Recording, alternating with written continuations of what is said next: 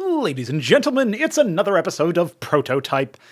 And you guys are probably wondering why I always say ladies at the start of these, because who the fuck listens to a podcast about an epic project for StarCraft 1 and a bunch of other associated topics that my lovely supporters over on the coffee website happen to ask me? Yeah, well, who does listen to that? Probably not women. But if you're out there, I am available. Not really. But Pr0totype episode 24, we're getting up there in the numbers, and this time I've got a psionic hurricane for you. You know, I've been lately really appreciating the value of the exclamation mark, or TOD as it were. And the thing about the exclamation TOD for me is that you do genuinely have that like excitement, that level of, oh yeah, this is awesome. You know, life is actually being pretty cool. We got some exciting stuff to talk about today on this episode, but also in general is just life's pretty good. You know, life's going pretty well. And it seems like for at least most of the people that I talk with on a day-to-day basis, they can echo that sentiment. At the very least, it's not bad. And the fact that it's not bad is a good thing, actually. And I know that sounds tautologist, but it's true. It's like, holy shit, you know, we get to live in this moment and appreciate it. So a little bit of gratitude goes a long way. And anyway, that's why I have an exclamation point at the end of this episode, is I'm excited about so much shit lately that I just need to get it out there. And I don't know, some people, I could imagine some people might look at that and think, what the fuck is this guy doing with his exclamation TODs? What's going on there? Well, there is a point to that exclamation point, and it is my excitement. So just so you know, this is an exciting time. And it is an exciting time, of course, because of Cosmonic Brood War's latest developments. It's tournaments that are becoming more regular. The video content, one of which has gone up yesterday for the public who is listening to this now. So yeah, at the time of recording right now, it is the 20th of September. It is 6:31 in the evening, and I am about to gear up to obviously talk about the Ascension playoffs that are happening and all this other stuff, and indeed cast one of those matches later tonight. But by the time this goes out to the average listener, it will be, you know, obviously later in the day and stuff. So you can check for the crash courses. They have already started to come out. The macro video was completed and uploaded and released today. So that is exciting stuff just in and of itself. And yeah, we're getting over there. You know, I've got a lot of banger questions to answer later today too for the coffee section. So I'm going to try to keep things concise. You know, maybe we can do another like half hour on whatever and then half hour questions, because I would, well, time is precious today considering all the other stuff that has to be done. And I would hate for somebody to be like, you know, this podcast has turned into you just answering questions. So are you basically just farming us for content, even though we're paying you money? Well, you know, I hope you guys are getting your money's worth at least. Because if the coffee questions section ends up being 2 hours long and the rest of the podcast is like 30 minutes, I mean, maybe that's fine. I don't know. It becomes a coffee extravaganza. But you know what? I did have some coffee earlier today, so I do appreciate you guys. And, you know, if you want to, this is the shilling section, I guess. If you want to pop in, you can now subscribe on my Twitch channel, but Bezos gets some of that money, aka whoever the fuck is actually running Twitch. So maybe you want to do that, and maybe you don't. Maybe you just want to send us money. Well, coffee takes a small cut, PayPal takes a small cut, but that's all. So if you want to give back to the homies who are giving you CMBW, and you don't already do that, well, you know where to go. There's a link in the description. So let's talk a little bit about Cosmonic Brood War. I am very pleased to talk about the latest changes that have happened. Before we actually shipped the latest tournament and started that up, we did manage to get some changes done to Psionic Storm. It now lasts for much longer, 10 seconds, and so it's much more about area denial. There are some things that we're going to need to tweak about the sound effects because, you know, right now it just plays a 10-second long sound to obviously indicate auditorily that it's a thing. But if you pan away, it's still going to be playing at the same volume, right? So what we basically need to do is split it up into like 1 second chunks, have an intro sound and then an outro sound for when it closes off. And then after that, we need like a bunch of variants that are 1 second long or half a second long or whatever, and loop those randomly or what have you, like play a random sound from there or something. I think that should be doable. It's a lot easier to do when it's an effect field. It's not right now, so it's still just like the default implementation. But that will be something that we can do, so you can keep watch for like basically improvements to the audio visuals or the audio at the very least for that. And I was thinking visually it would be nice if we had some sort of actual overlay, a brief overlay that indicates that a unit is being damaged, because you know you can see it over Protoss units, because as long as they have shields anyway, because obviously their shields are going to get damaged by it, and so they spark that overlay. But then when their shields run out, so for your own units, right, as the Protoss player, using the Cantavis, our name for the High Templar, you don't actually get to see when your units are being damaged under your own storms. And at the same time, that makes me think, obviously, well, none of the other races get to see it either, unless they're dematrixed Terran units, right? But besides that, it's like there's actually no indication that it's being, it's doing any damage per se. So especially in a game like Brood War, or a base game like Brood War, where it has this weird knock-on effect, where you don't really know exactly if it's within the audio, the visual read. Like sometimes some things are particular about that. Like the competitive Brood War players all know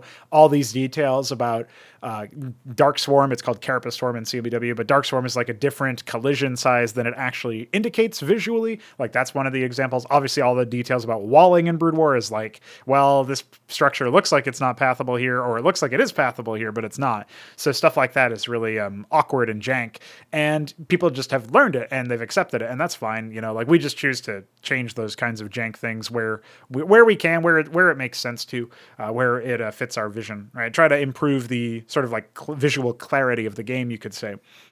And, we're still improving that, obviously. A lot of the audio visuals in the game are very much placeholder, particularly the visuals, and some of the unit responses are just like me with a slightly different voice or whatever. So, we're eventually going to update all of that.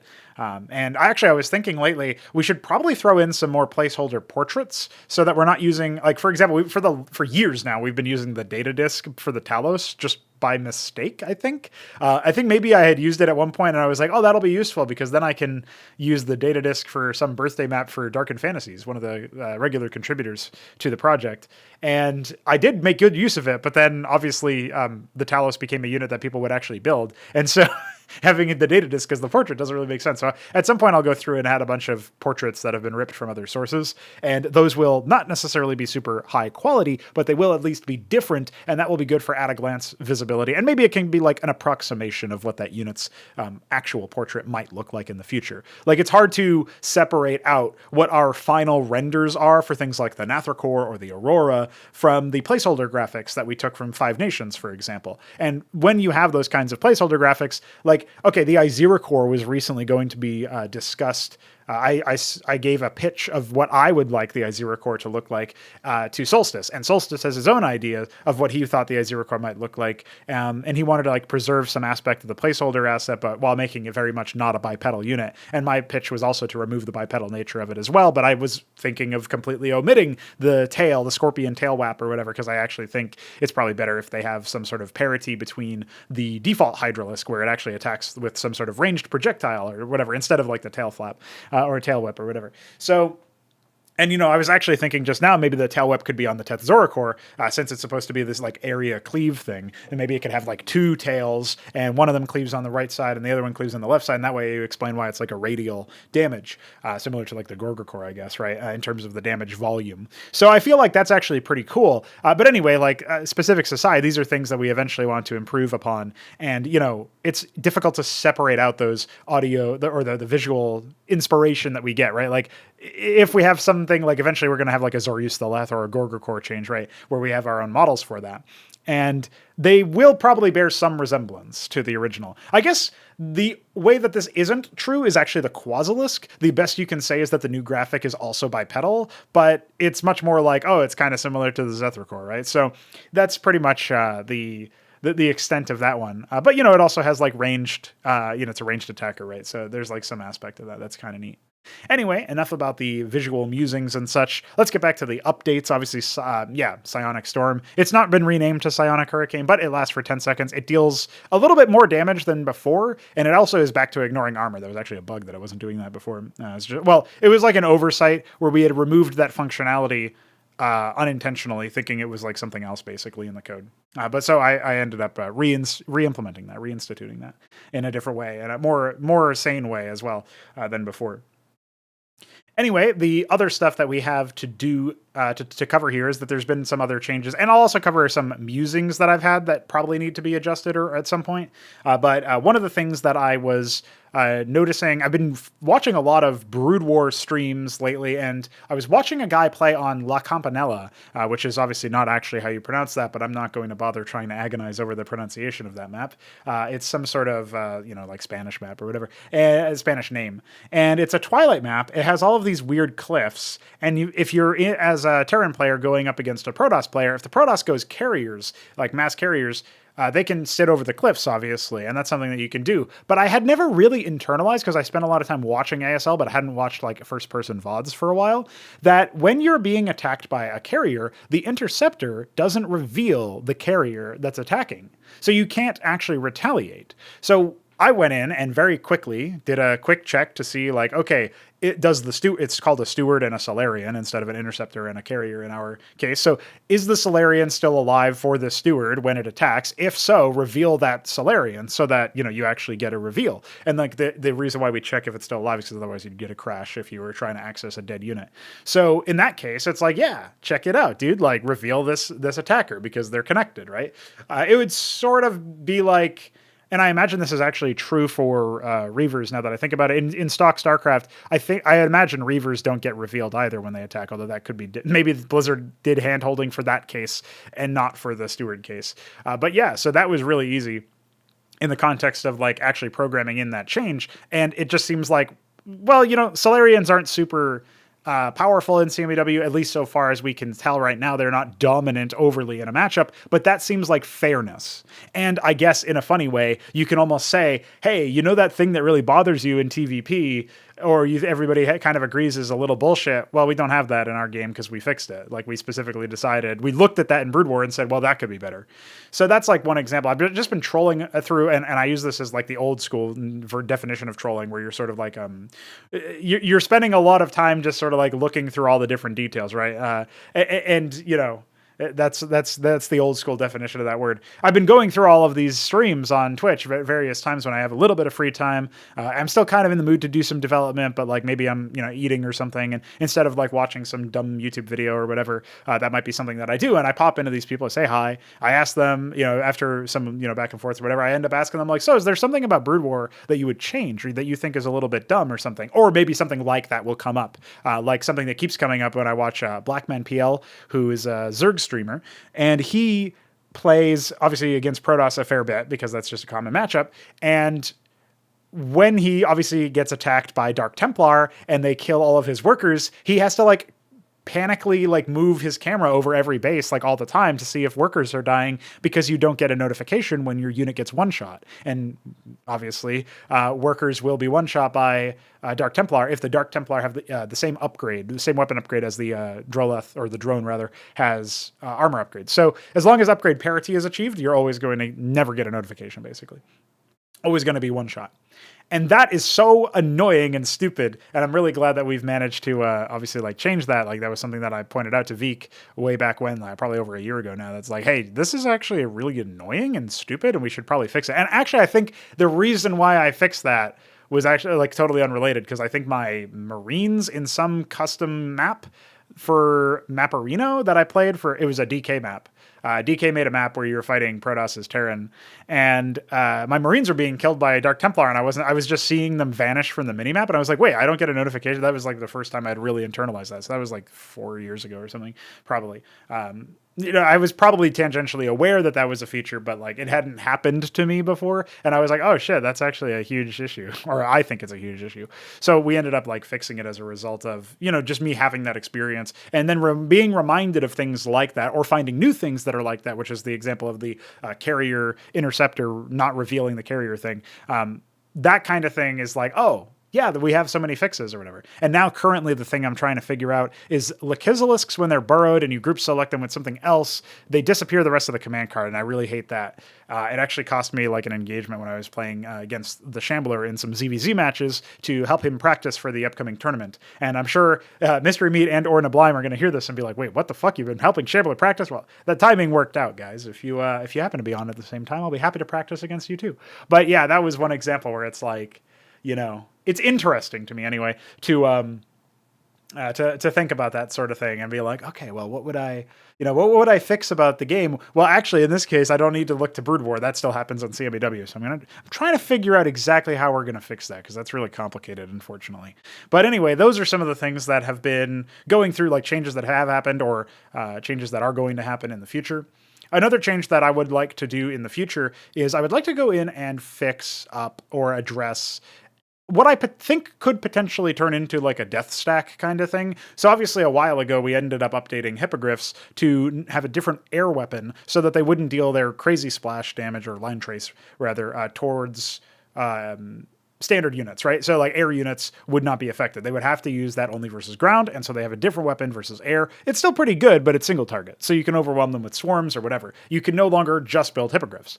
Now, this is going to be a buff to centaurs and minotaurs because they do have splash, and the Magnetar does have an omnidirection, like omni target, where it can target ground or air, and it does line trace, but it's, a slower attack rate and much less range and stuff.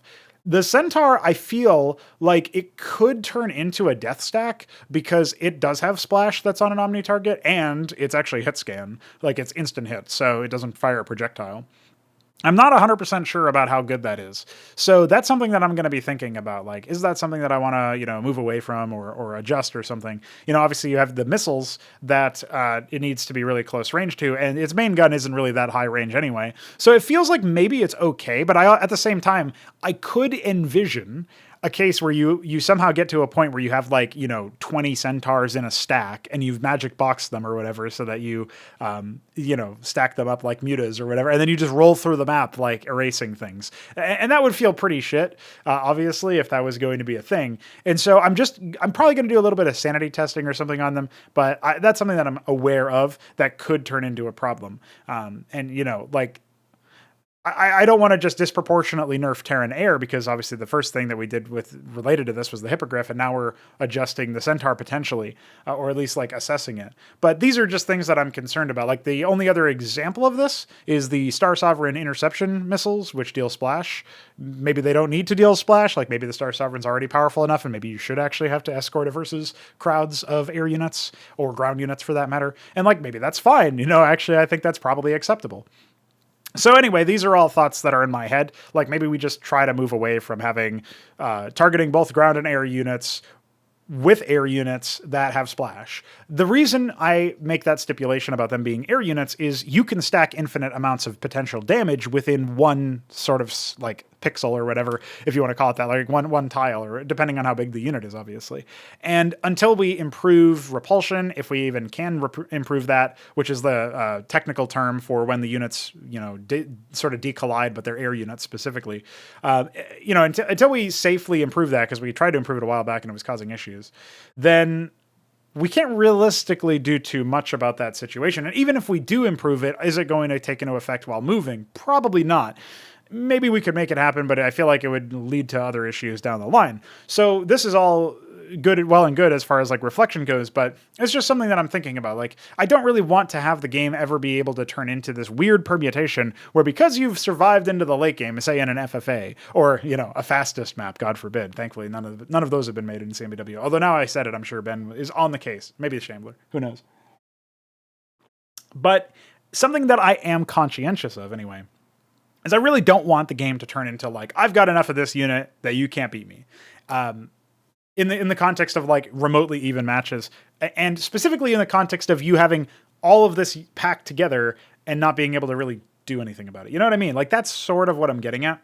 So it feels to me like we're in a pretty good spot overall right now, and much better than we were before, where there's certain units that are just absolutely, ripping shit open and leaving no survivors. But the Centaur could turn into one of those kinds of units, and I'm just going to be a little bit conscious of it. So besides the Star Sovereign interception missile change, which I also touched on, and I think I will pull the trigger on because, the unit's pretty powerful as it is. If you have to escort it, I mean, that's actually kind of the point of the unit, is that it's not going to be super good versus swarms of air units in particular, because obviously it can glass the ground. As Nablime found out in an FFA, where I walked into his base with like 3 units and he decided to glass his own expansion and Monument of Sin. I lost that game, but I won in my own heart because it was an FFA anyway, so only one person could win out of 5 of us. But it was a good time. It was a good time. Anyway, the other thing that is worth noting here is that kinetic penetration has been changed on pre-release, and this includes taking half damage if the projectile's already hit one other target. So it's the Shroud Piercer idea, where the Penumbra has this behavior where it would deal full damage to its first target, and then pierced targets would take 50%. So actually, I haven't updated the Shroud Piercer tooltip or like removed it or whatever to make it so that it just has standard kinetic pen on the Penumbra specifically, but it basically works that way now, right? So that's how it works, and that has been done thanks to Veek for finding a little bit of time to fix some bugs and make some progress on stuff like that. It's been a big help in that respect. There's some things that are like above my pay grade or code that he specifically has worked on.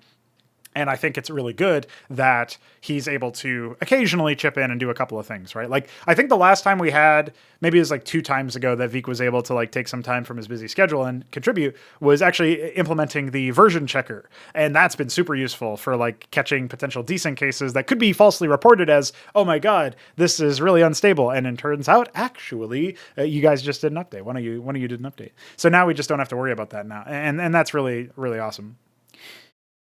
Besides that, I think, mostly it's just some bug fixes. There was an issue with turreted units somehow had a regression case for like Goliaths or whatever, where you could put them in an anchor, lift the anchor, and then the anchor could shoot while the unit could shoot from within the anchor while it's lifted. That's obviously not intended, so that has been resolved. That was reported by Mystery Meat, so shout out to him for reporting a bug with his own race right before the tournament. He could have technically sat on that, and it would have been dishonorable, but I would have, I really appreciate him reporting it anyway. Not that I think he would be the kind of person to sit on it and never talk about it, but just pointing that out, like that technically could have happened. And besides that, it's pretty much just an exciting thing because Enoz is continuously working on music, Enozlix, as I think how you're supposed to pronounce that anyway. He's working on music for the game to replace the title track that's currently in the game, which is actually a Zerg-centered track by Balethal. And related to that, we finally have a lard fix from Darkened Fantasies where the title music will now play again after concluding in a multiplayer match and then going back to the lobby creator or whatever. I really can't believe that that's a thing. So yeah. And I also improved some AI stuff. So that's basically everything that's happened so far. Nothing really too crazy. We might have quashed like a rare Kagra-related desync because I used a safer random function instead of an STD random function. And yes, that is the standard library, but it's also STD, which means, we're cured, boys. We're cured. So maybe that will also help with like the rare cases where like FFAs were causing issues. I didn't comment on this, but the Shambler and I did some desync testing, and I went in and eventually was looking at various animation code, and I did see that in the idle animations of 3 key units, I think it was Quasilisk, Zoryustaleth, and I can't remember the other one. It was some other Zerg unit. Those 3 units had the desync case version of WaitRand, which is an iScript opcode that randomly determines like how much to wait. And I don't think there was ever any like systemic change to fix that. So what you're supposed to do is wait 1 frame and then do your WaitRand. And it turns out we weren't doing that in those 3 units cases because 3. And I think the wait was actually usually between 1 and 3, by the way, because 3.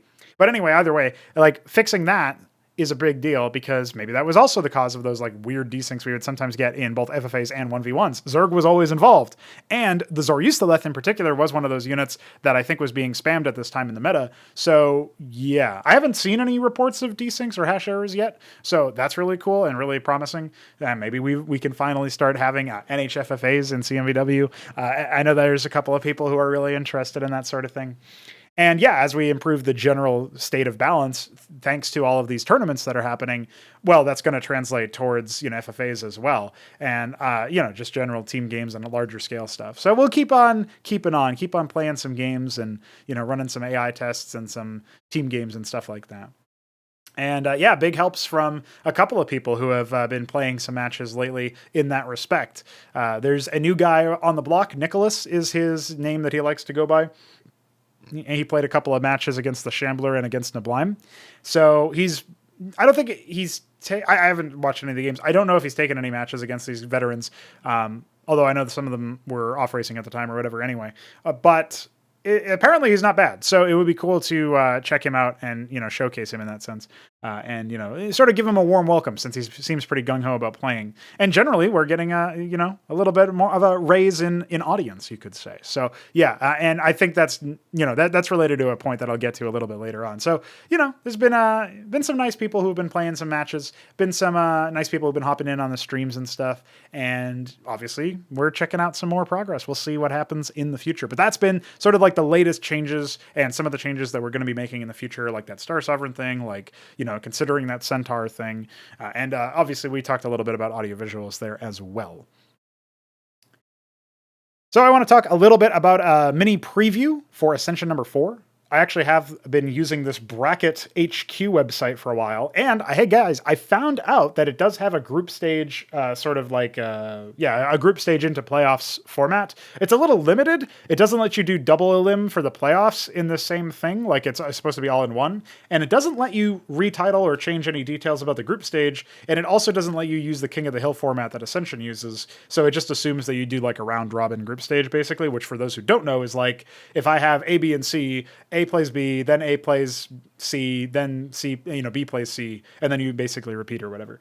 So that's sort of like how we got right now. But I was setting that up as like a way to see maybe I can like shadow box some kind of like better way to visualize some of the changes or some of the ways that like the bracket works out or whatever for these tournaments. But going to Ascension number 4, we'll talk a little bit about the playoffs there. Later today, as I mentioned, Ben Taberski and 3Crow are going to be going up against each other. That is going to be the second place from Group A and the second place from Group C. And as you see that series unfold, that will determine who faces Mystery Meat on the semi-final number 1. And I think that might be played before we get to quarterfinal number 2. I'm not sure if we're going to do like one side of the bracket. It really depends on scheduling and who's available and stuff. Ben actually has to go to a wedding over the end of the week / weekend. So shout outs to him and whoever's getting married. I can't remember who it was, but shout outs to that guy, legend. And generally speaking, we're getting some pretty good progress made on like, scheduling out these tournaments. We're getting into the rhythm of scheduling these out and like really figuring out our times and stuff. Obviously, I wish I could just not have any shift work to worry about so that I wouldn't even have to worry about like, oh my God, what if I'm the one who can't make it or something? Because then there's no caster, no streamer or whatever. That would be really bad, obviously.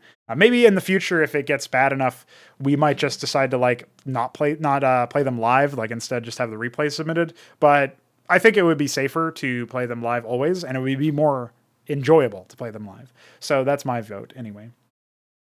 And on the other side of the bracket, we have Niblime versus HelltRYKS, and that is going to be quarterfinal number 2. Niblime is the first place from Group C, and HelltRYKS is the second place from Group B. And they will be the winner of that will be going up against the Shambler on the second semifinal, and obviously whoever wins in those semifinals will face each other in the grand final. It's a single elimination, best of 5 playoffs bracket. And I'm really excited that we're getting into format discussions, that we're really showing off, basically in a roundabout way, all of the influences that I've had complaining about tournament formats and talking about tournament formats in Counter-Strike esports when I was doing talk shows and podcasts more regularly in that game. It's kind of coming back for me, I'm looking at that and I'm like, oh shit, we're getting some stuff done because like I'm actually able to leverage that and say, look, I'm, doing some stuff, I'm making my own tournaments. I'm figuring out the formats. I've got my own ideas. And then obviously I'm also, in some ways, I'm copying formats or maybe emulating formats because there are some changes between ours and Artosis's. But the Ascension format obviously originates with Artosis, it seems, although maybe it's just like King of the Hill format with some other things. The Ascension terminology originates with him. And then, or maybe it even doesn't. I don't know. He popularized it for me. He's the guy who introduced it to me. And then obviously there's some other stuff that I've borrowed from ASL and whatnot in terms of like, you could say influences or inspiration. And anyway, either way, it's cool because I get to like use my esports viewer experience and punditry experience to inform the design of this particular tournament and the formats that we're going to be using in the future as well. So it's really cool, I think, and pretty neat stuff in general. Maybe we'll do some sort of like team thing where we do try 1v1s, but in a context of like, the old OSL stuff where you would have one player from each team like be picked as the starter, and then maybe you'd have like, you know, this is where you get into prep where you try to like get a sniper for like a specific player. Like Nablime is a macro god, so let's deploy, you know, I don't know, me, because I'm a fucking lunatic in the early game, or like Shambler, who can be somewhat aggressive as well, and stuff like that. Like let's deploy them to snipe that guy when he shows up or something like that. You could imagine there's different things that you can do. If you're familiar with those kinds of team leagues, that would be one example of that. So yeah, it's pretty cool stuff. I've been watching some of Venomous Stare's YouTube content lately, and he does go over a lot of those exciting team games where somebody's going for the all kill, which is when they defeat everybody on the opposing team just by themselves or whatever. And then they're in like the last game against the last man. Can they do it? You know, it's pretty hype stuff, pretty interesting things. So yeah, there's definitely a lot of inspiration for the formats. But anyway, back to this playoffs bracket. Obviously, Ben Taberski and 3Crow are going to go up against each other. Now, my money would have been on 3Crow, but yesterday I talked with him, and he said that he went up against Ben and got slapped, mostly by proxy stuff, I think, or at least in one game there was a proxy stuff. And he was not feeling too confident in himself. So I hope that changes. I hope he, you know, practices up or whatever, you know, with whatever free time he's got, and comes in, you know, ready to absolutely put the spin on him. But maybe Ben will be the one to make the semifinals and then, you know, not be able to play until Saturday. So we'll see. Now, the one thing that you can say is that I'm not sure about 3Crow. I think he's okay on the stamina side, but Ben seems to gas out pretty quick. And I know Alexhandr does this too, because they were in Group C together and they had a longer match and they were both like, fuck, dude, I'm so tired. I'm sweating. I'm keeled over, whatever. I think Alexhandr was mostly dealing with that. And Ben was just like, that was way longer than I wanted it to be.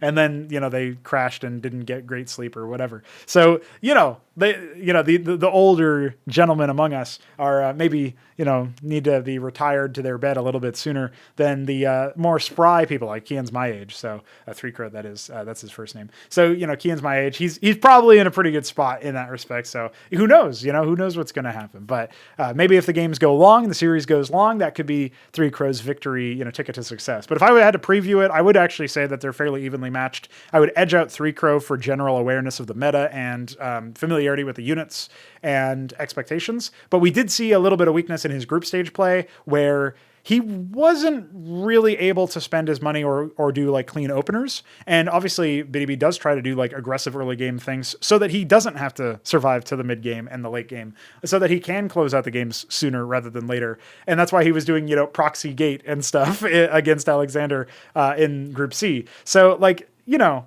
if you scout versus him, and not exhaustively, but like enough to really be somewhat, you know, assured that you're not going to be dealt with that, then yeah, like maybe you'll be safe from the cheese, and maybe you can prepare some sort of defense versus the early aggression. Hopefully not static defense, because that's very expensive and they can walk around it or whatever.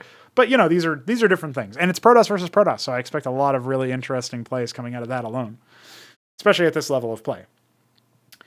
Meanwhile, on the other side of the bracket, obviously Nablime versus HelltRYKS. Nablime is clearly favored here as a player who has regularly competed with Mystery Meat and the Shambler, who are the other two top dogs in this playoffs bracket. So HelltRYKS probably won't be able to... I won't say he'll be completely incapable of taking a game. He could surprise, considering his really balls to the wall, Ackmed's to the wall, you know, sending his first unit, which is a Huracan, by the way, across the map as soon as he makes, like, he's really aggro Terran. He doesn't build too many workers. He doesn't build, you know, he's not great on the macro front. Like, he'll spend his money, but he doesn't have that much money because he doesn't build many workers. So, like, you know, he doesn't play it conventionally, and maybe that could set Nablime off, because Nablime, he needs to be able to hold that early aggression. So I can give HelltRYKS the outside chance of taking at least one match, but I don't think he can take the entire game, right? He can take one map, or maybe even two maps would be really surprising.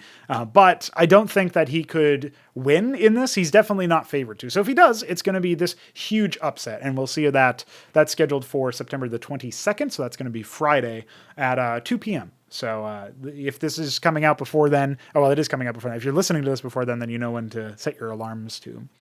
And you could always join the Discord server and check out the events tab or the upcoming live streams on this channel to see that sort of content as well, and figure out when that's coming. If we go back to Mystery Meat's side of the bracket, no matter really who, you know, progresses past BDB or 3Crow, you know, whichever one of them, Mystery Meat is definitely favored to take it. The last time he didn't drop a single game to 3Crow. It was 3Crow who went, I believe it was 3-1 from the Beaver. So that was a match where he was seemingly destined to meet Mystery Meat, and now maybe he feels like he should do it again. But, you know, he's going to get through BDB first. Can't look past that opposition. You know, they're kind of similar levels, I would say. But Mystery Meat is on another level by comparison, right? His competitors are the Shambler on the other side of the bracket, and of course Nablime as well. So I would basically favor Mystery Meat to smooth sailing into the grand finals and await the victor of the Shambler, and we would presume Nablime. And on that matchup, that's where things get really juicy. Because no matter who progresses to the grand finals, we're going to have a really interesting matchup. It's not really like the Ascension 3 tournament where Mesk almost pulled off the upset, but because you had to go straight into Mystery Meat matches, I'm not sure he would have been... Oh, he's got pretty good stamina, honestly, but I'm not sure that he would have been favored versus Mystery Meat, who's a much more, like... He doesn't go for aggressive play as much in the early stages of the game. He really just tries to like contain you and absolutely butcher you and stuff, right? So that's kind of neat. He goes for the longer games. He's fine. You know, maybe sometimes he can pull out a cheese or whatever. So he's a pretty versatile player, I'll say. But I don't think that Mesk would have been able to give him as good games as the Shambler ended up giving him. So there is that to consider. But the Shambler has to get through Nablime first, is who we're assuming progresses anyway. And Nablime has this stylistic mismatch where we were actually discussing this earlier when I was practicing with the Shambler. And I mentioned, you know, when Boscovine was picked against him in Group C, he commented to BiddyB that this is actually a really good pick against him, right? And Boscovine also happens to be Shambler's home map, right? His favorite map. So we might see either that map being banned, but even if that map gets banned, that's not the only map that could be difficult for Nablime's macro style, right? We think about Equilibrium, where it's kind of hard to hold a third base. Nightfall isn't as hard, but it's somewhat similar in that sense, where you do have to commit probably a decent amount of either units or static defense to hold it. And this is ZVZ we're talking about, where Larva is at a premium. So can you really get to a point where you have a third base? You know, that might be dicey. You know, against the Shambler, we mostly went up to 3 bases. So it wasn't, when I was practicing ZVZ with him, and Z is not my main race per se, or specifically that matchup, I'm not super practiced in. So I don't know how standard that is really going to look, but it wasn't difficult for me to hold back his initial aggression for the most part, and he figured out how to hold back my initial aggression, which Nablime doesn't tend to do anyway. So, you know, it seems like it's a stabler matchup than what we're seeing in, you know, StarCraft 1 by example, but who knows? You know, there's still plenty of time for that kind of thing to develop as this level of skill rises and we test the meta more. Either way, though, that's going to be a really compelling matchup, ZVZ, if we get that in the quarterfinals. And then either way, we're going to have a TVZ grand finals. And I think Mystery Meat and Nablime, if Mystery Meat can't beat Nablime in the early game, he tends to win versus the Mystery Meat. That's what I was told. And if Nablime survives in the, you know, so like if Nablime survives into the macro mid game, he can overwhelm Mystery Meat, it seems. And if Mystery Meat overwhelms him in the early game, then Mystery Meat wins. So we could actually have maybe a really back and forth interesting series depending on the maps, because some of them are going to be lending more towards macro and others are going to be a little bit easier to siege or to attack from multiple angles, or maybe harder to hold bases past your first, you know, your main natural and in base or something like that. Like I'm thinking of maps like Otherworld for that example, to a lesser extent Nightfall, and obviously maybe to a greater extent than Otherworld, you might think of Equilibrium for that as well. And yeah, it's just really exciting to see that kind of thing develop in our own game. Now, is it a little rougher on the edges? Are we probably going to see some, you know, unpracticed play because it's all very new? Yeah, of course. But we're at the sort of this is the budding phase, you know, we've planted this crop and it's starting to sprout. That's the kind of phase we're in right now. That's why this tournament, Ascension number 4, is codenamed the Calm Before the Storm, or it's just Calm Before the Storm. No the, unlike the No Frauds Club, there's always a the. But Calm Before the Storm, because we're starting to get attention from everybody else, right? And we might as well just segue right into that. I will say it's exciting to see this playoffs sort of come to fruition in that sense. But Keen has signed up for Ascension number 5, and he's the next guy who is in line to, you know, take up the same level of skill. I think he's 1900 or maybe more than that, 1950, which is high A rank or something, or maybe it's low A rank. Either way, he's A rank in Brood War as Zerg. So he should be pretty well equipped mechanically and strategically to get a read on the game and figure out what he needs to do. And that makes it very exciting for me right now, because so far, you know, we've got Mystery Meat, the Shambler, Nablime, and now Keen. They seem to be the strongest players, And based on their availabilities, I can seed them into one of each group because we do have 4 groups for Ascension number 5. Maybe that'll even become more groups if, we get a big interest spike or something, but that's what I got so far. Because I don't, as much as I'm like, oh, we should definitely have more players, it would also kind of feel shit if it's like, hey guys who are kind of bad, can you give up your tournament spot because we have like higher tier players coming in, I mean, I know Ben said that he would be okay with doing that, although he did say, and I'm not sure if this is a joke, because I would love it if it wasn't. He's like, I will only give my spot up to a Protoss, which is pretty funny, honestly. But either way, it's like that's one of those things that's like, I'm not sure, like, what can we really do there? But at the same time, like, it does feel like this, maybe Ascension 5 might be the last tournament that we get to see some of the old heads, like, still be able to scrape into playoffs at second place or something. I'm thinking, the crowd that's, been around for a long time, but maybe hasn't ascended in their skill. That would be like, Ben, Pr0totype. HelltRYKS hasn't really been around for that long. Maybe he can improve more dramatically because he's, I would give him at least the benefit of the doubt because I haven't seen him play for as long. And who knows, like, if Ben and Pr0totype are kind of like, Ben's a family man and he works a full-time job. Pr0totype has a full-time job, like, and it's not related to Brood War. We're talking about like having people come in, and these people might be actually like Brood War streamers to the point where, like, yeah, they kind of live this stuff, so they would have the potential free time to dedicate to, and they're already at a higher base level anyway. So, like, who knows what's going to happen, right? I'm not going to make any promises in that, like, Ascension 6 is going to feature pro gamers, but it seems like it could. I mean, Ascension 5 could, actually, depending on what happens. At the very least, it might feature, high-level amateur players, right?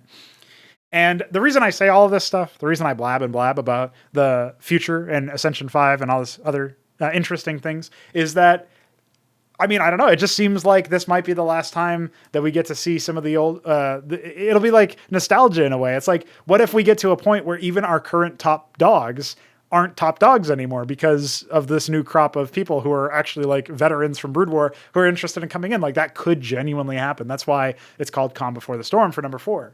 And we talk about number 5. We have 7 out of 12 players, by the way, who are already confirmed. And again, we have 4 pretty solid players. So they're topping each one of their groups as like not topping in the sense that they've already played, obviously, but like they're sorted into their own groups so that they can, we can delay those really high impact matches. But if we get to the point that, Mesk and I were talking about this at the end of Group C for Ascension number 4. If they get to the point where we have too many good players and we can't seed them into different groups, well, now it could be a situation where, you might have like Mystery Meat and the Shambler in a group together. But that has happened before because of scheduling. That might have to happen or something like that. Like maybe we put Keen and the Shambler together, or, I guess they're both Zerg, so maybe that wouldn't be the super greatest move or whatever. But like, whatever, there's things that you might see, right? And I would really love to see that kind of development for CMBW. I'm not going to pretend it's going to be like all sunshine and flowers. We might get to a point where some really game-breaking strategies are put together. And, like technically, for example, like the analog Clarion interaction, I think is still busted. I did try to improve it in general by making it deal half damage when it reflects. And I think maybe, well, it might have been resolved by a recent change anyway, but like maybe it's really, really powerful or something. And then there's other units that are not necessarily super strong. Like maybe the Istratholeth might be in a bad spot right now. Certainly in terms of its tech tree, it's like the ALTHRAZALISK is not implemented yet. I've got a bit of cotton mouth, guys. I have not drinking enough water. Sip time. Let's try that again. The ALTHRAZALISK is not implemented yet. And because of that, the Elthist Mound is not actually in a position where it can functionally be considered complete, but the Istratholeth still requires it. And that's just, like, I guess maybe a short-term solution might be like, maybe the Istratholeth is enabled by the Othstal Lava Form. When you get tier 3, you get access to it. So it doesn't need a tech node. I don't know if I like that, but like that might be a short-term solution to that or something. Either way, though, these are all things where it's like, there's some units that might need some updates and changes and stuff. That obviously some aspects of each race that might be a little bit on the incomplete side. And, Mystery Meat was saying earlier that, like, Terran might feel a little underwhelming. And I'm sure he might even feel like it's because he's won so much with the current crop of Terran. But I'm genuinely more interested in, like, does it feel like, is it in line with my vision of what the RTS should be, or what our RTS should be, to, like, are players winning in, like, ways that make sense, that seem to be within the bounds of what I want to test as far as skills and in, skillful ways, really. That's like the main thing. And I guarantee you that players with more skill will be more adept at showcasing when they didn't really need to use much skill in order to win, because they just have that like baseline ambient higher APM and stuff. And they'll be much better at like sort of cutting the project open in that sense and revealing stuff that maybe we couldn't even see, but were actually, problems that needed to be corrected. And I actually think that's really cool. I'm looking forward to that as opposed to shying away from it. I know I talked a little bit about this in the last episode, but that to me is like a really great thing. So I'm very much looking forward to stuff like that. And we'll just see how it goes.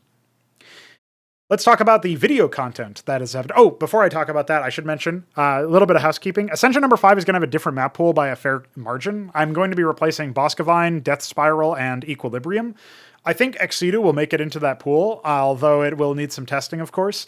So that leaves me with a swamp map and an ice map that I want in the game. So I want competitive maps to include those, and the ice map should probably make use of the coastal ice because it's like an epic tile type that doesn't exist in stock StarCraft. And the swamp map should obviously be like kind of jungly or whatever.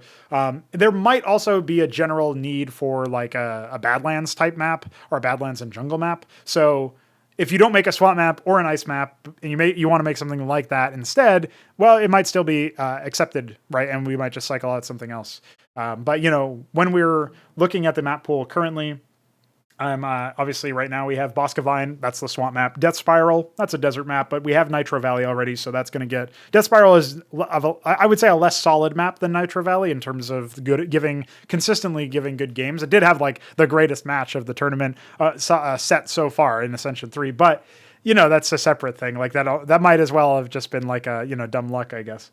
Equilibrium is going to be swapped out, and it thematically or whatever, in terms of visuals, it clashes with Otherworld, which I believe is a more solid map, as made more recently. So it kind of makes sense. Infinite Velocity is like not really a space platform map, but we have one in Repulsion anyway. And it's kind of like a weird asteroid map. It could do with more stark usages of the custom tiles that make you feel like you actually are in a brand new place or whatever. But, visually it's doing pretty well for itself, I would say. Nightfall is our Twilight map. Obviously I mentioned Nitro Valley earlier as the desert. So yeah, what we don't have is a swamp map once Boscovine is gone. And we don't have an ice map at all because Wellington was actually the only ice map that we had in the pool ever. And that has been deemed non-standard right now. So I think at this stage, we definitely want something like that. And aside from that, so anyway, I posted about that in the server, but maybe people missed it, or maybe people aren't in the Discord server. If you're making a map for CMBW, you wanted to submit that for that sort of thing, check it out. There is a need right now. And maybe in the future we can look into like, if your map gets selected, I'll pay you in air quotes for like, Valve has this scheme where they basically buy the rights to a map. Usually it's for like $100,000 or something. I don't have that kind of money, but I might pay you $10 or something like that at least, as like a way to say, hey man, thanks really much for supporting CMBW and giving me giving us, some high quality maps. Like, we appreciate it. Here's some cash as a result. I'm not at that liquid stage yet where, I know it's $10 doesn't sound like a lot, but I'm not at that stage yet where I can like promise that sort of thing. Maybe like I'm fine right now, but like maybe it's not going to be the case in the future. There's also the question of whether or not, if somebody who's already a coffee member is like also making a map, like Beaver's a coffee member, BDB's a coffee member. If these guys like make a map, it gets picked, and then I hand them back basically their money. Is that kind of BM? I don't know, but whatever. That might be something that I look to do as like a way to say, it's not much money, but maybe it's like enough to, trigger something in people's heads to say, oh, I should take this somewhat seriously. But we already have a pretty serious, romp of map makers right now. It would be cool to just, maybe add to that eventually as people get interested in the project. And as, things like Nicholas was saying earlier, he might want to make a map in the project. Well, if he does, and it's good, that would be an example of, if I have the spare capital, I might toss that guy some cash and say, thanks for the map, dude.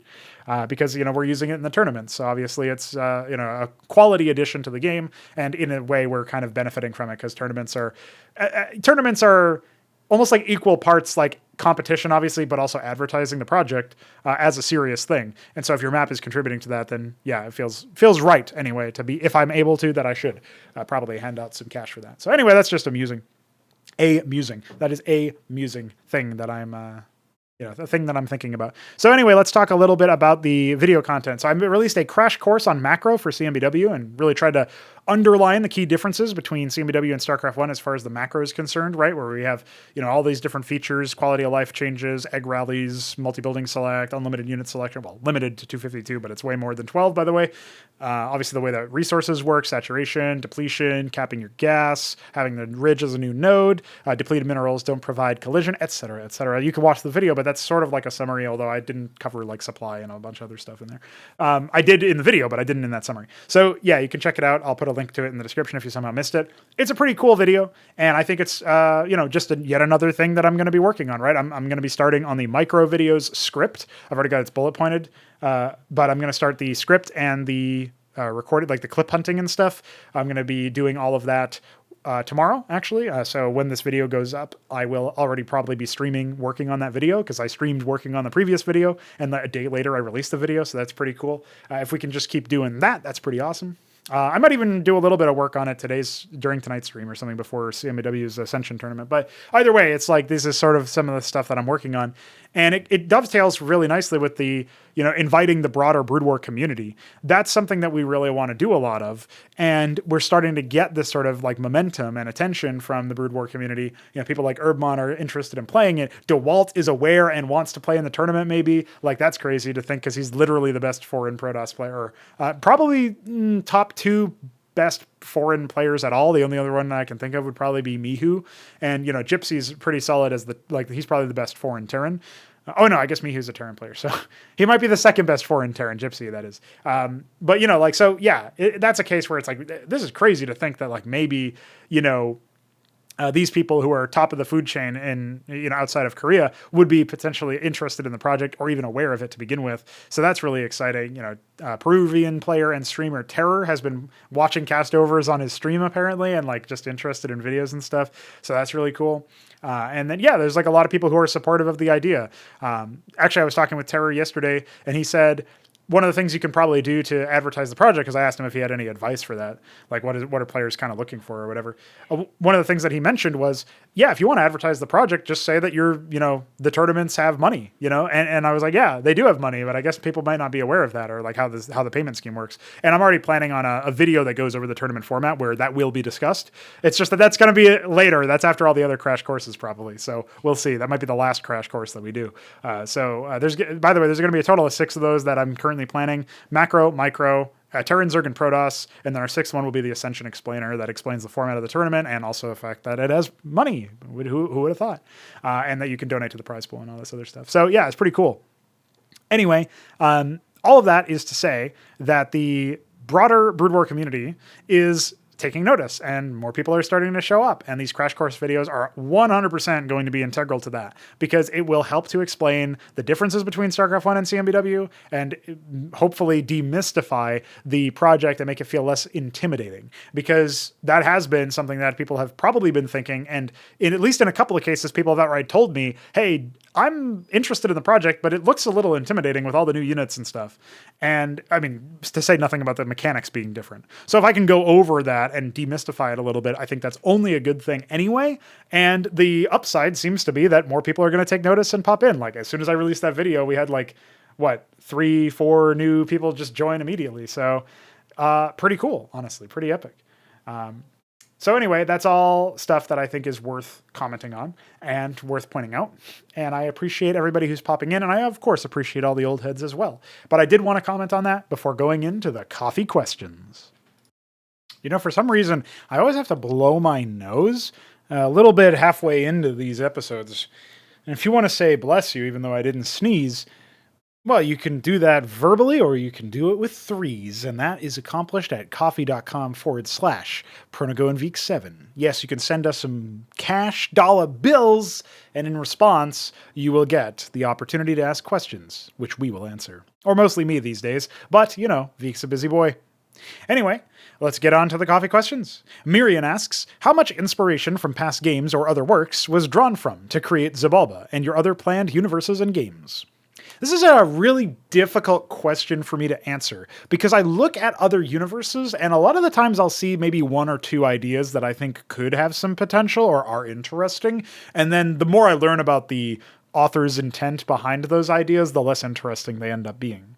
I would say I could point to very specific examples where certain ideas stuck with me and I wanted to riff on them and meditate on them and think about what I could do to develop them into something better or use them in my own interesting way. Maybe it's not even that the execution of the original idea was bad, but it just wouldn't apply to my case. And the case where I actually really liked what Frank Herbert did with Dune, for example, is he obviously showed the, mankind adapting very heavily to the point where maybe some of them weren't even human anymore, genetically or otherwise, maybe morally or ethically they might not have been, or maybe in some other way fundamentally they were different than human. I never really, when it was revealed in the sixth book that the Jews survived, I thought that was a little bit wacky, but I'm willing to give him the benefit of the doubt. I read the first 5 fucking books. I'm not going to stop reading the sixth just because of one wacky idea. I mean, a lot of the ideas in the series are kind of wacky, but either way, it was interesting. It was some compelling stuff to at least think about and to meditate on. And I would say that definitely inspired some of the ways that I've conceptualized things about Pangea, which is the code name for one of our earlier RTS games, probably our first RTS game, but we'll see.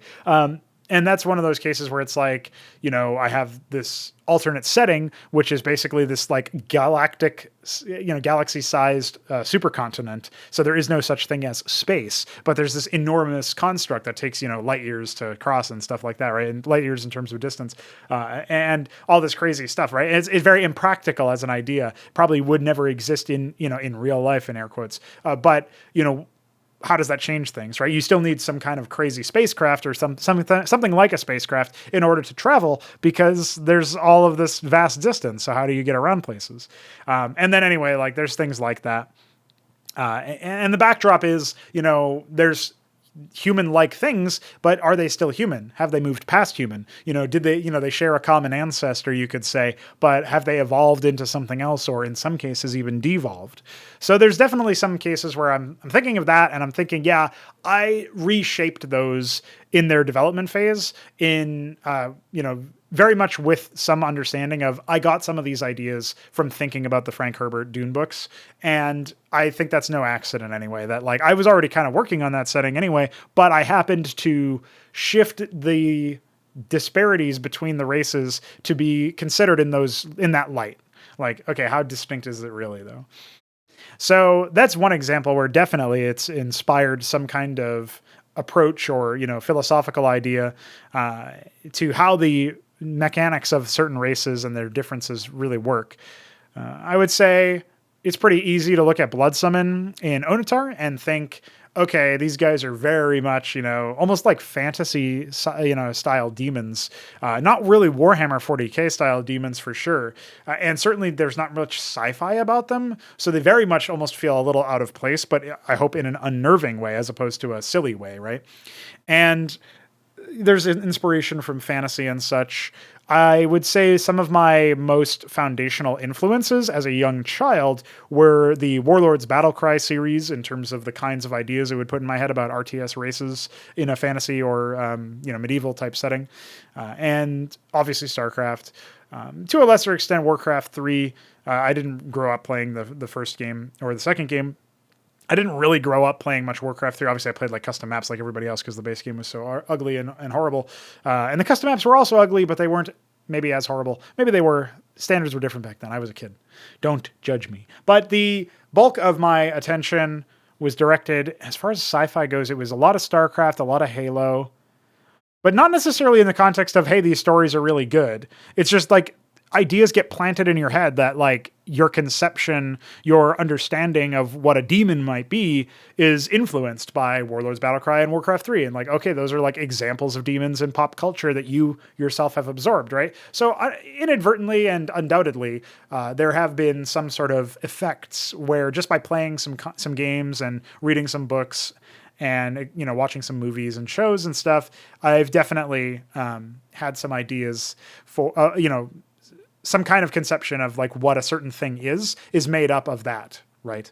And I'm sure that that's a case where I could spend a very long time trying to unravel exactly where a certain idea came from, and a lot of the times it would probably come from something like that.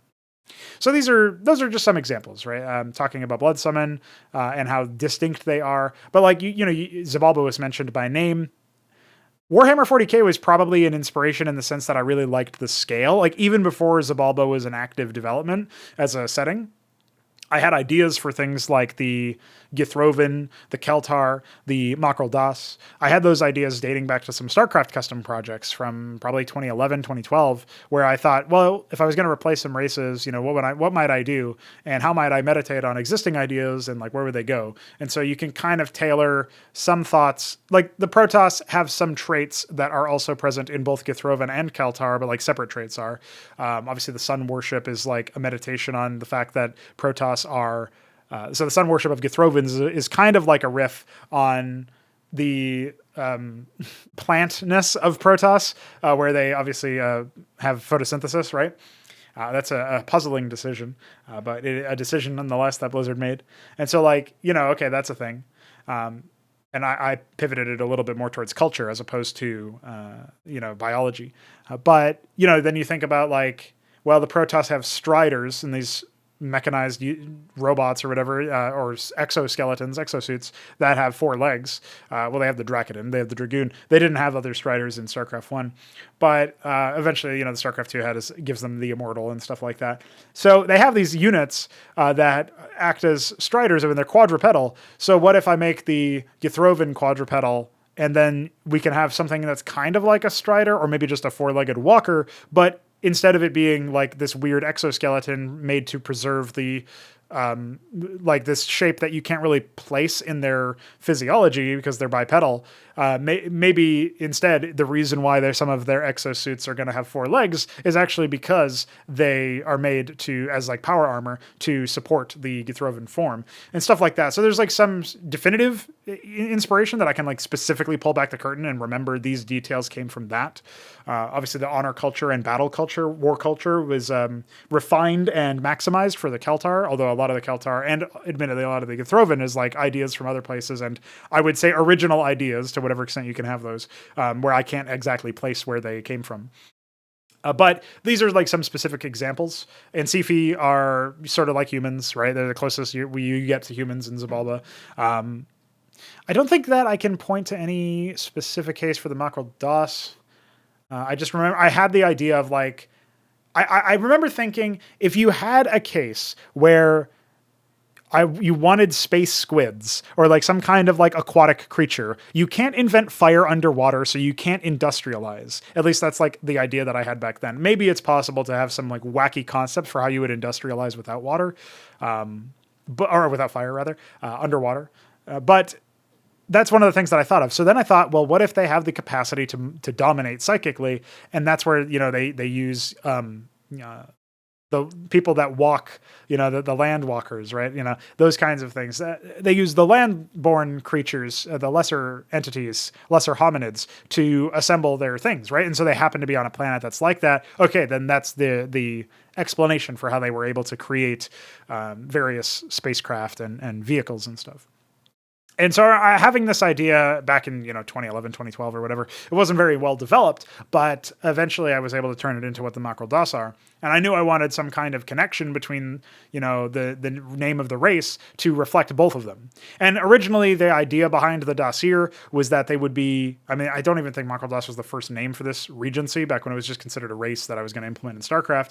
Obviously my aspirations were very different back then, but the idea behind the Makral Das, I think originally the Dasir were actually supposed to be capable of thought. They were almost like humans in terms of their cognitive capacity. Maybe they would be a little bit less or something, but they would still be capable of like thinking, maybe a little bit of philosophy and stuff, complex mathematics, whatever. And they would be able to reason, and they would have consciousness, obviously, as a result.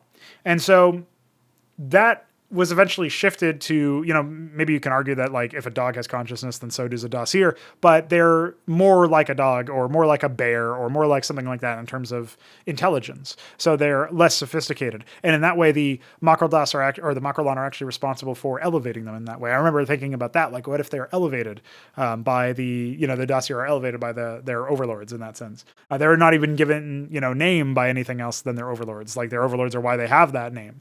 So anyway, that was that's what one example of like an idea that I can't really place as, you know, this other sci-fi setting did this. It's just like, I had this idea for, I wanted this outcome. I wanted this, you know, underwater creature in a fucking like bubble that was being held together by scrap or whatever, you know, some sort of metal suit, and or maybe like a levitating pad or something, and like, you know, it's in the water but it's on the battlefield, and like it's in a water tank almost, you know, something like that. I really wanted that idea for the longest time. I was like, how do I justify that though, because they're aquatic and they wouldn't have been able to industrialize. So like that's sort of where that came from, right?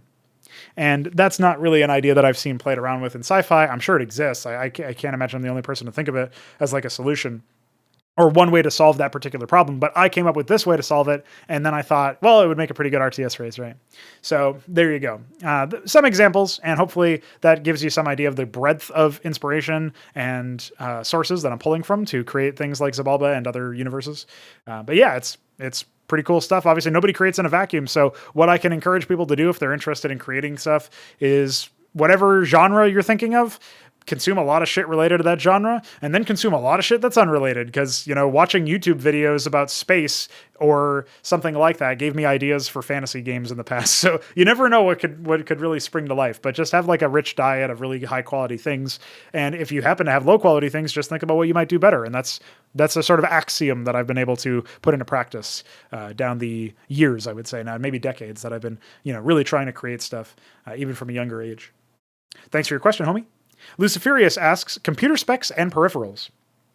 So I'm using a Rode M2 microphone. That's the only thing I didn't write down for this section because I had to actually go down and take notes and stuff. So computer specs is first. CPU is the AMD Ryzen 7 3700X 8 core.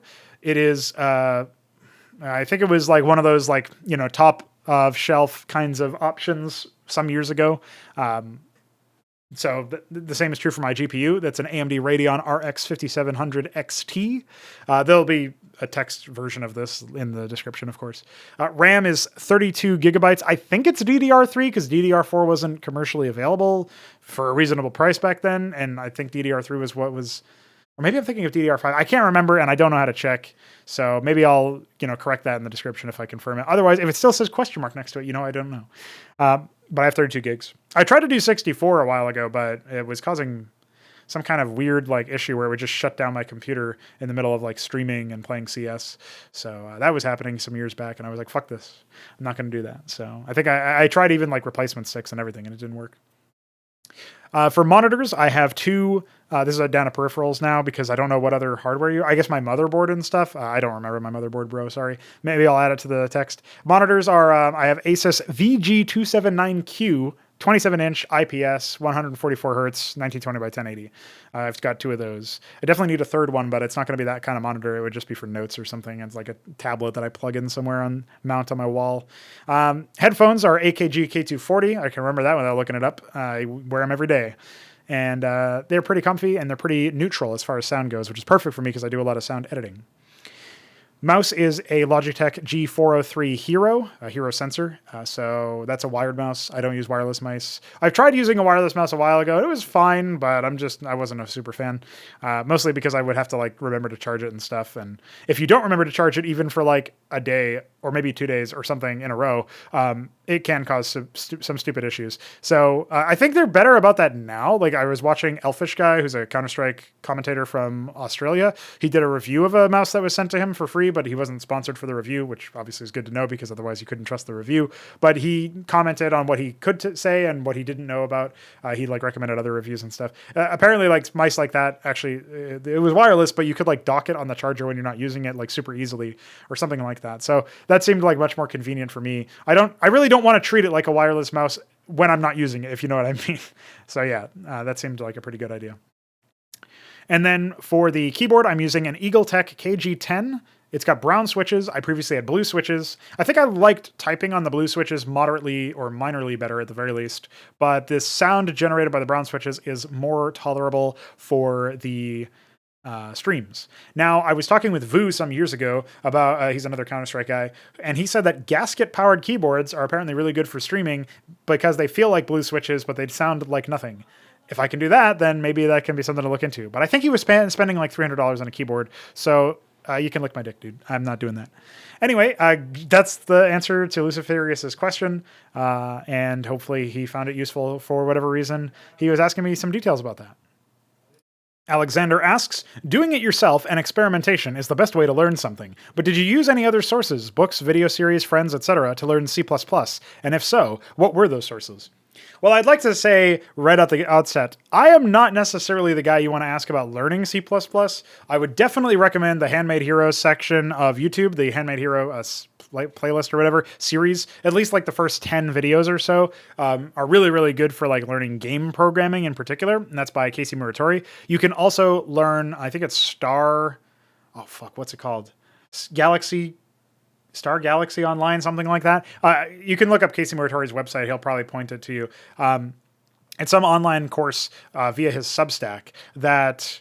Oh, Star Code Galaxy. That's what it is. I'll put a link in the description. Let me just note that down real quick. So yeah, Star Code Galaxy is a really good resource for when you're trying to learn programming and you don't necessarily know much, or if you think you do, but actually you learned a lot of like object-oriented stuff that's not going to be super useful. I think he starts off with not C++, but I know he gets into it eventually, and he's mostly thinking about like broad scope things that are really going to help carry you into the future. So if I was seriously, aggressively trying to learn programming, I would definitely be checking that out. But you can also check out Handmade Hero if you want something more immediately available that isn't like a subscription. So you can check that out. I guess I'll try to remember to leave a link to that as well. That was definitely something that I remember greatly appreciating when I was learning programming a little bit more actively, you could say. As of right now, it doesn't actually help me with what I'm doing for CMBW because I'm mostly doing reverse engineering, which is like you need ASM knowledge and you need knowledge of how the C++ compiler handles ASM, which is assembly for people who don't know, and a bunch of other stuff like that, and basically how Visual Studio processes it as well. So there's like, well, that's really the compiler. It's the same thing, but Visual Studio throws the errors and such. So yeah, getting your head wrapped around that. Yeah, general programming knowledge is helpful, but only to a point. And like at this point, I know enough to know like what's going to be a really bad option for performance and what's going to be like just, bog standard. And yeah, but also Veek and Iquare, rest in peace, Iquare. The two of them definitely helped me learn programming in general. I tried to learn Rust back in the day. Fucking hate that language. Don't ever recommend it. I don't know that much about Python. I don't know that much about most of the other programming languages out there. I know specifically 32-bit ASM from like 1998 or whatever the fuck, because there's loads of different versions. But I know 32-bit ASM. I know C++ to an extent. Like I know the syntax and stuff, and by extension I know C. I know some of the differences between C and C++ because I was actively studying Antikythera during its development when it went from C to C++, and it's been a while since I've looked at it since then. Like in the last 3 months or whatever, I haven't really checked it out too much. But also development hasn't been moving too heavily there either. So, I'm not missing much right now.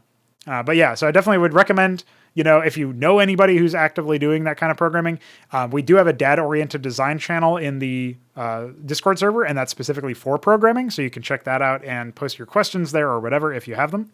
I know Iggy Hopper, who's been around for a little bit, has been posting his Brood War related findings as he's trying to write tools and such. So he might even be able to help you out. And there's some other people who have been there for a long while now. Nopi. Is it Crafn, something like that? I forget his username off the top of my head. Some people have been around there for a while who can definitely help you out and kind of lurk in the general chat and the data-oriented design chat. They're not really here for CMBW per se. So yeah, pretty cool stuff in that respect. But yeah, can definitely recommend Star Code Galaxy and Handmade Hero if you're just looking for some learning materials. 3Crow asks, when released, do you intend to continue the trend of making joke campaigns and birthday maps in Antikythera? Do you think you'll prefer to make these in any one game or title, or just as the engines become available to work in? Yeah, I'm going to make loads of comedic stuff. Off the top of my head, there's going to be like so much stuff like that in Pangea especially. It's going to lend itself very naturally to that kind of content, actually. And yeah, I see no reason why I should leave that out of the Antikythera titles. Like, in my mind, the joke maps and the birthday campaigns, or the birthday maps and the joke campaigns or whatever, those comedy projects, right, are celebrations of the community. Just as much as releasing a serious content piece is, but in some ways you can go directly to the in-jokes that we've developed, and you can, also make it very clear that you're not taking things super seriously. So that's the kind of thing that I really appreciate, right? And I think, like what I take seriously is like the integrity of the game as far as competitive play goes and the development of the world and the universe and stuff. But if I'm expressly making a comedy project, like I remember, I think it was Delta Catamus said something to this extent where he was like, CMBW, it's hard for me to take seriously since those birthday maps. And I was like, well, in my head, they're completely different, right? And this is like, I don't mean to dogpile on that guy because he's a regular person in the server. I'm not saying that as like, what an idiot. It's more like that. I remember reading that comment and thinking, well, that's a little weird because like, it's not really related at all. Like in my mind, they're very separate things. You can have like, the comedy projects almost take place in like a different universe. You're not going to see like, Ackmed. Well, you are going to see Ackmed because he's every Firebat, obviously, but you're not going to see Ackmed, as a character in like right next to, say, Officer Benno. Well, you might see Officer Benno in a comedy project, like any of those kinds of things, right? Like you're not going to see these like major characters who are, or like characters in general who are in any of these serious campaigns for CMBW. You're not going to see them right next to comedy characters like Ackmed and Charlie and stuff like that. Like these are characters that are in their own like separate subsection realm, if you will. And yeah, it's probably going to use a lot of CMBW stuff because that's the limitations we have in terms of like assets and in terms of things like that. And maybe in some ways that's like the cool thing is like making a comedy project using the same races and whatever. But maybe you'll see like an Ackmed sub-faction where everything's got fire. But like, that might be the extent of the tech tree customization and those kinds of things. And like, that's just an example. I'm not planning anything like that for CMBW comedy campaigns, but that might be something that you see, like that kind of thing might be something that you see, or definitely will be something that you see in our games in the future, just because I think that's fun. And I think it's a nice, like little, hey, the community comes up with these kinds of things. Like all the, like, okay, Mesk points out like, oh yeah, the Pr0totype is actually the Pr0totype or whatever. Or he just refers to them as potatoes and stuff like that. And lately he's been calling the potentate that. And like, I could choose to get kind of angry at that because he's not taking the project seriously, or I could embrace it and make like an April Fool's version of the Pr0totype that throws potatoes or something. You know what I mean? Like there's things that I could do here. And I think like one of them is much more fun and endearing and like a celebration or at least an acknowledgement of like community jokes and memes and stuff like that. That to me is more compelling and interesting than, no, you can't have any fun ever. Oh, everything's bleak and there's only war. I mean, like there's, an aspect of that in the actual story in game, but like the comedy stuff is meant to take place separately from that. So absolutely, you'll see stuff like that in the future. Thanks for your question, dude. The Shambler asks, how would you go about making a compelling horror game, assuming you had to, and you weren't restricted to the tropes of the genre? Well, I'm tempted to say that I would really like to make a shooter. I would really like to make a shooter. I remember when I was playing, I think this game was actually supposed to be a little bit on the psychological horror, or at least like the general horror side. It was Hedon. I was playing Hedon, which is this boomer shooter, if you want to call it that, like Doom style shooter or whatever in one of those engines. And it was a little too porny for my liking. It was a little bit too much, fucking porn addict or whatever vibes. But beyond that, like one of the things I remember appreciating, even though I could see where people would be annoyed by it and it would be kind of puzzly or whatever and stupid, is like there's like an invisible firewall or something that you can like walk around and you have to like navigate this maze. I remember it being fire. It might not have actually been that. But anyway, there's like weird shit where it was kind of fucking around with you. And there was also, there's a famous Doom mod that is presented as if it was just a map of somebody's house. And you had to like, but there's all these like really subtle map making techniques that were like, wait, they have like an invisible space here that like, this shouldn't be possible to make, but he made it using this really advanced technique with the mapping. Like, how is that even possible? I'm blanking on the name. Somebody will probably be able to pull it out and put it in the comments. But,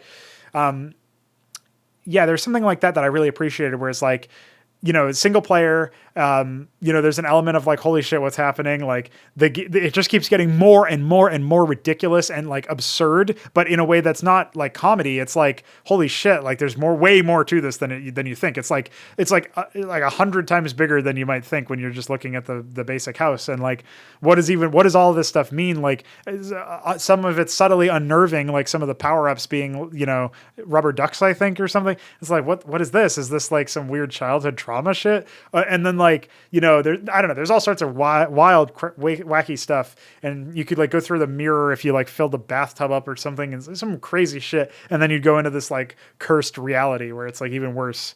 I don't know. Stuff like that is probably what I would be doing, where I would just like, you'd have your expectations and I'd repeatedly fuck with them. And,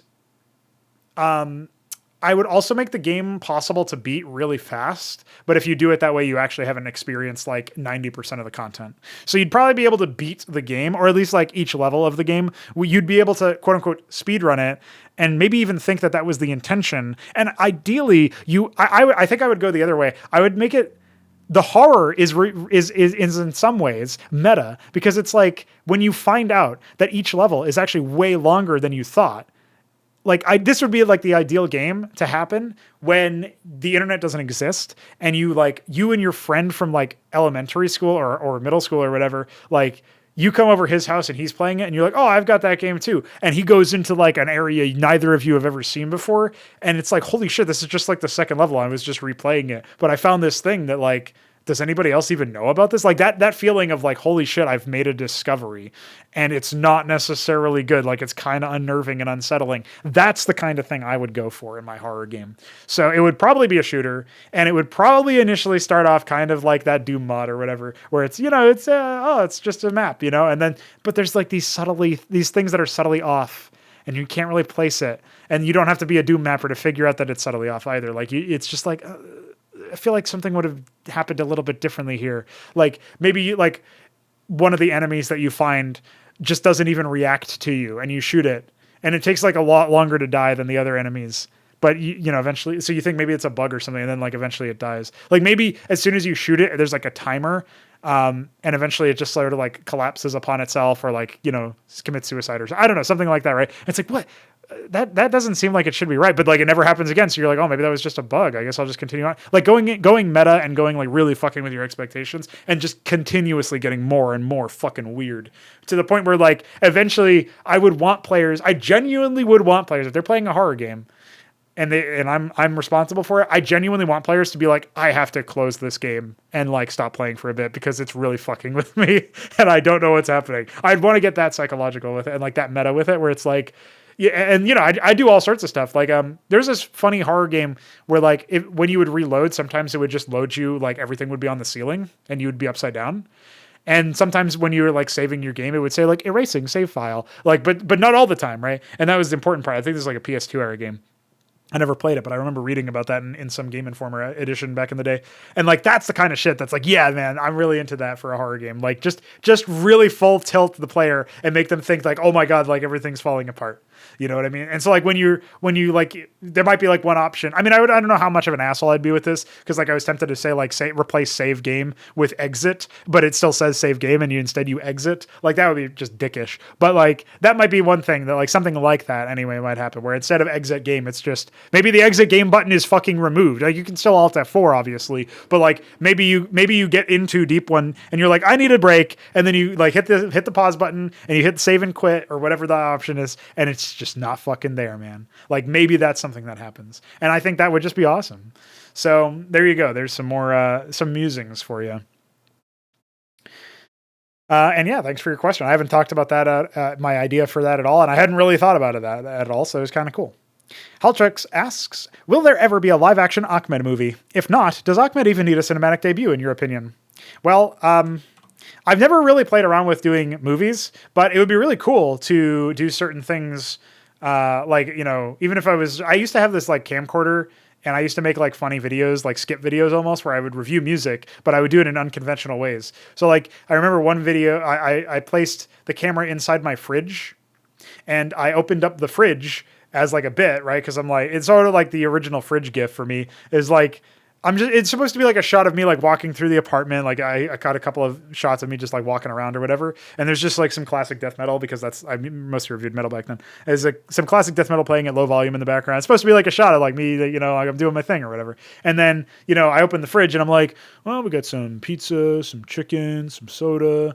I'm not hungry or whatever. And then I close the fridge. It's just like non sequitur shit. But like I used to love doing stuff like that. I don't know where that camcorder went. It's probably like in my thing somewhere, but it probably doesn't have charge or whatever anymore. And I don't know if I have any of the cables. I think that's actually one of the original problems with that. We ran out of that stuff. So anyway, what I'm getting at is I used to have like all sorts of like funny ideas that would make it into cool YouTube videos or whatever back in the day. All those are gone now because the channel got nuked for uploading copyrighted music that I didn't have ownership of. So that got owned, and it was kind of funny. It was back in like 2010, probably. It was a really long time ago now.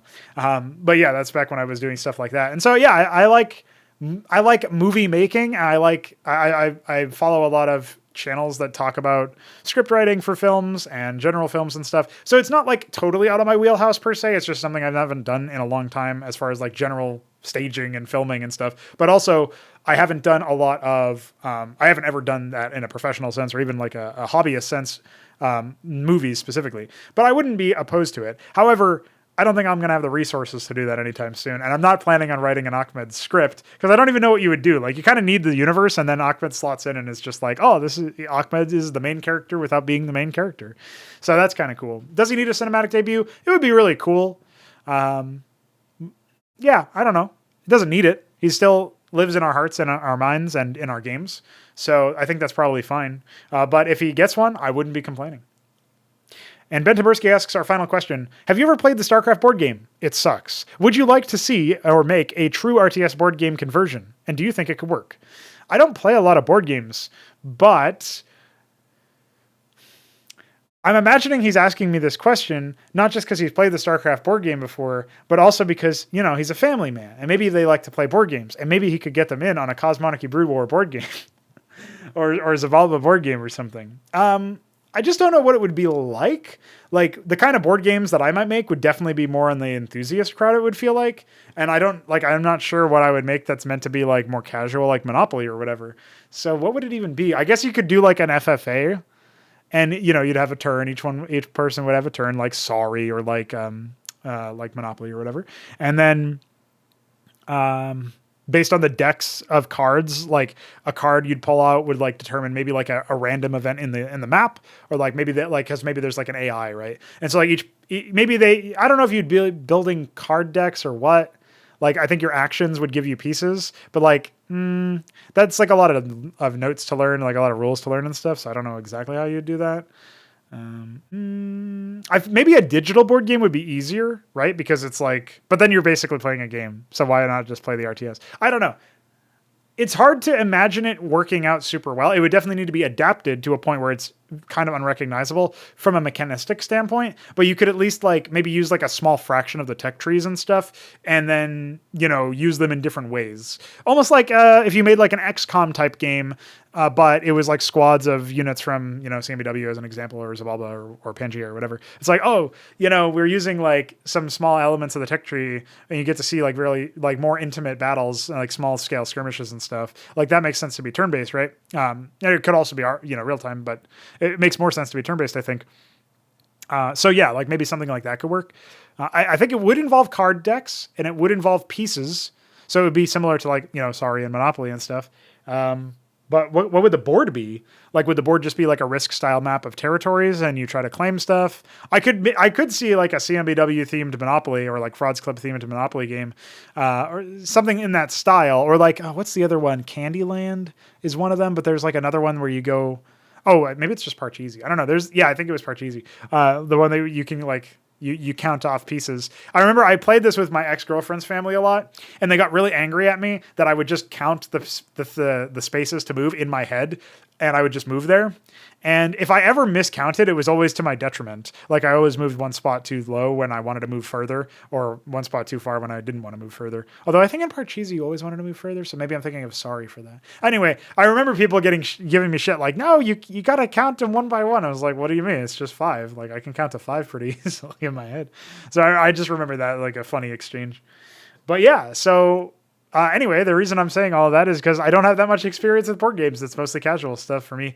And I feel like if I made a board game, I'd probably want to make it kind of not casual. So I'm not sure how to think about that.